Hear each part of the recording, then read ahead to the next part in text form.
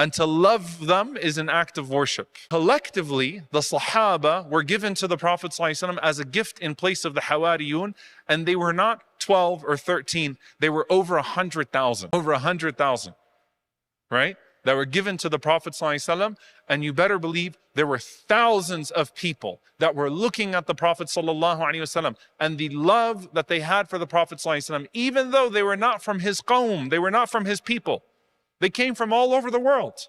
When the Prophet ﷺ made Hajjatul Wada', when he made his farewell Hajj, 144,000 people estimated with him.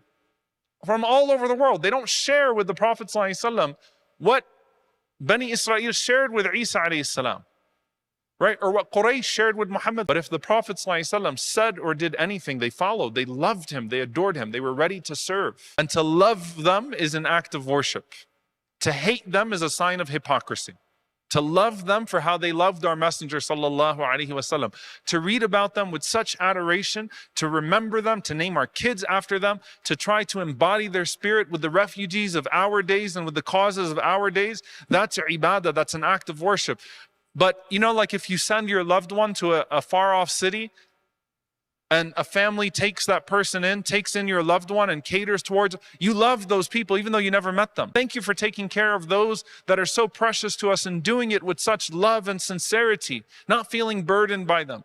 يُحِبُّونَ مَنْ هَاجَرَ إِلَيْهِمْ. They loved the Prophet ﷺ. They loved the people from Mecca. أَهْلًا تَفَضَّلُوا. Take our homes, take everything. They would prefer them to themselves. يُؤْثِرُونَ عَلَى أَنفُسِهِمْ وَلَوْ كَانَ بِهِمْ خَصَاصَةٌ.